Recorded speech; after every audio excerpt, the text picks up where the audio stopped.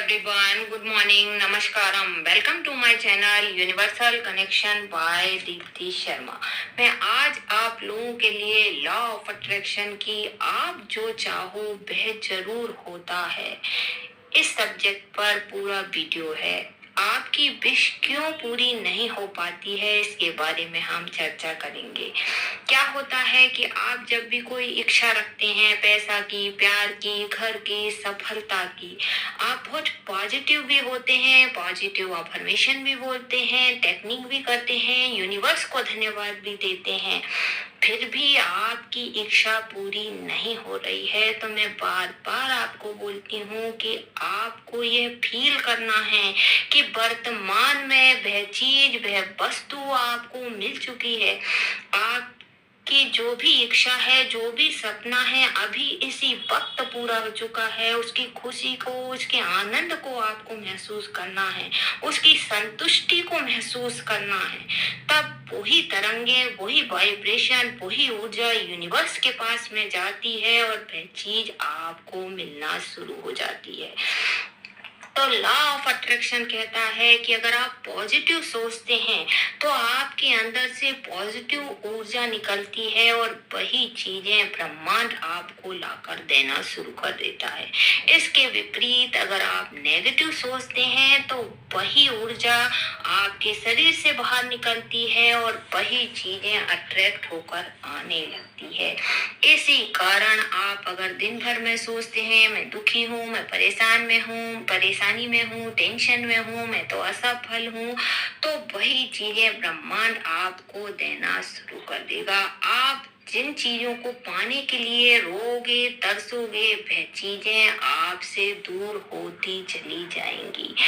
तो law of attraction कहता है कि आप जितना ज्यादा तरसते हो वस्तु उतनी ही दूर आपसे चली जाती है। इसके विपरीत अगर आप सोचते हो कि वह वस्तु मेरी है, मेरे पास में है, शांति से बैठ जाते हो, तृप्त होकर बैठ जाते हो, संतुष्ट हो जाते हो, तो उसी वक्त यूनिवर्स आपकी इच्छा पूरी करने लगता है। क्योंकि ऐसी ही ऊर्जा आपके शरीर से निकलती है और वह ऊर्जा ब्रह्मांड से मिलती है और वही चीज आना शुरू हो जाती है।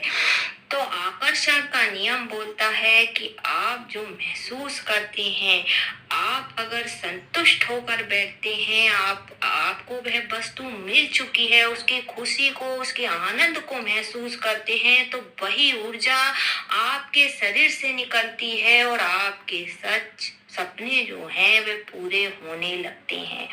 लेकिन आजकल दुनिया में क्या है, किसी भी चीज को पाने के लिए बहुत ज्यादा तरसते हैं, तड़पते हैं, इसलिए वह चीज जो है आपको मिलने की जगह दूर चली जाती है।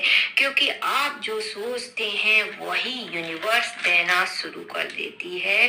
तो आपको आज से तरसना बंद कर देना है। लॉ ऑफ अट्रैक्शन बोलता है कि अगर आप ऐसा तरसते हो कि मुझे नौकरी नहीं मिल रही है, मैं बहुत दुखी हूँ, तो आपका जीवन भी वैसा ही बनना शुरू हो जाता है। क्योंकि वही ऊर्जा ब्रह्मांड में जा रही है और वही चीज अट्रैक्ट होकर आ रही है। इसके विपरीत अगर आप सोच लेते हो कि वह चीज मेरी है, मुझे मिल चुकी है, वह पराई नहीं हो सकती है, आप संतुष्ट हो जाते हैं, तो वही वाइब्रेशन, वही ऊर्जा ब्रह्मांड में जाती है और वह चीज अट्रैक्ट होकर आने लगती है।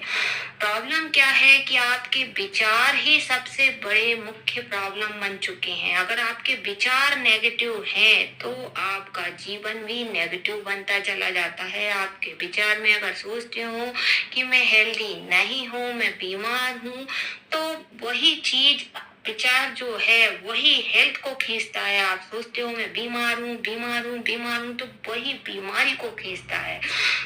अगर आप सोचते हो कि मैं हेल्दी हूँ, मैं धनवान हूँ, मैं भाग्यशाली हूँ, तो वही विचार यूनिवर्स तक जाते हैं और आपको सुख समृद्धि खींच कर लाते हैं।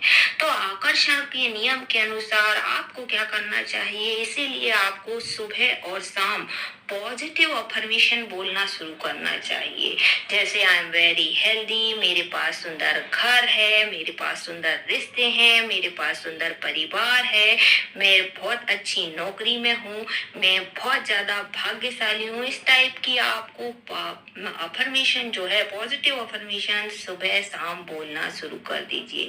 आप देखेंगे कि कुछ दिनों में आपका जीवन जो है जादुई ढंग से बदलना शुरू हो जाएगा, क्योंकि आप जो सोचेंगे वैसा होने लगेगा। इसका मुख्य उदाहरण जो है भगवान शंकर का है। भगवान शंकर जो है लॉ ऑफ अट्रैक्शन, जो आकर्षण का नियम है, उसे बहुत अच्छी तरीके से जानते थे। भगवान शंकर को कौन नहीं जानता। उनकी पहली पत्नी का नाम सती था, जो कि दक्ष प्रजापति की लड़की थी। तो जब दक्ष प्रजापति ने यज्ञ किया तो शंकर जी को उसमें नहीं बुलाते हैं, लेकिन सती माता जो है वे यज्ञ में जाती हैं, जबकि शंकर जी उनको मना करते हैं। फिर भी वह यज्ञ में जाती हैं। वहां उनकी दक्ष प्रजापति जो है माता सती का अपमान करते हैं, और अपमान के कारण वह अग्नि में कूद जाती हैं, अपनी जान दे देती हैं।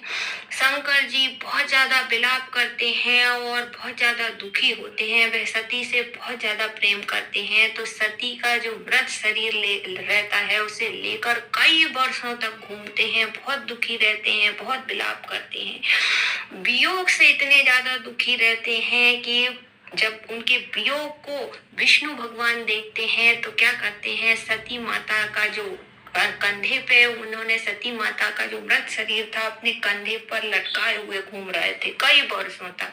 तो विष्णु जी क्या करते हैं, चक्र से सती माता के कंधे पे पड़े हुए अंगों के टुकड़े करते हैं, 51 टुकड़े। जहां जहां गिरते हैं वही 51 शक्तिपीठ बने हैं इस धरती पर। तो बताने का तात्पर्य यह है कि शंकर जी जो है, जो कि तीनों लोकों के स्वामी हैं थे, वह जानते थे कि सती जो है अगले जन्म में जो पार्वती जन्म लेती हैं, तो क्या वह ये नहीं जानते थे तीनों लोकों के स्वामी इतने अंतर्यामी थे भगवान शंकर, तो कि हर चीज को जानने वाले त्रिपुरारी कहे जाते थे। कि जब माता सती ने दूसरे जन्म में पार्वती के रूप में जन्म लिया तो क्या उन्हें मालूम नहीं था कि ये मेरी सती है। उन्हें बहुत अच्छी तरीके से मालूम था कि ये मेरी सती ही है। तो उस हिसाब से तो शंकर जी को उनके घर के सामने खड़ा हो जाना था कि तू ही मेरी सती है, तू ही मेरी सती है, तू मेरे से शादी कर ले, मैं बहुत ज्यादा प्रेम करता हूँ। परंतु नहीं, क्योंकि भगवान शंकर जो है, जो आकर्षण का नियम है उसे बहुत अच्छी तरीके से जानते हैं। वह सबसे बड़ा उदाहरण है भगवान शंकर। भगवान शंकर ने ही समझाया है कि आपकी जो वस्तु है वह स्वयं आपके पास आने के लिए तरसेगी, आपका आप में आपके लिए तरसेगी। आप मत तरसिए, आप बिल्कुल शांत होकर तृप्त होकर बैठ जाइए। भगवान शंकर ने क्या किया, बिल्कुल तृप्त होकर संतुष्टि के उसमें योग की समाधि में बैठ गए थे।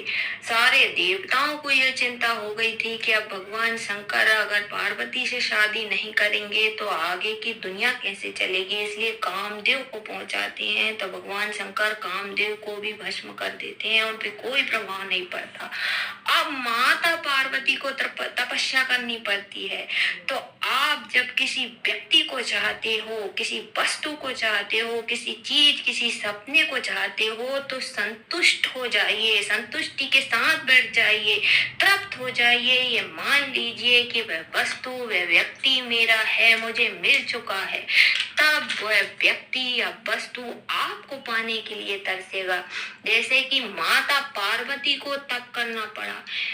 प्रेम इतना ज्यादा शंकर जी का था, ये प्रेम अद्वितीय था, अलौकिक था और दिव्य था। इस हिसाब से तो शंकर जी को तप करना था पार्वती को प्राप्त करने के लिए, लेकिन इसके विपरीत पार्वती को तपस्या करनी पड़ी शंकर जी को पाने के लिए। तो कहने का मतलब यही है कि आकर्षण का नियम यह बताता है कि शंकर जी बहुत अच्छी तरीके से जानते थे कि सती मेरी है, पार्वती मेरी है, ये मेरी वस्तु है, उसके प्रति बिल्कुल निश्चिंत हो गए थे, निश्चिंत होकर बैठ गए थे। जब वही तरंगे, वही ऊर्जा ब्रह्मांड में गई तो वही चीज अट्रैक्ट होकर आने लगती है। तो आप भी जिस दिन संतुष्ट हो जाएंगे, आप यह चीज मान लेंगे कि यह चीज मेरी है, मेरे पास में है, उसके खुशी के, उसके आनंद को अनुभव करेंगे। वर्तमान में वह चीज, वह घटना घटित हो चुकी है।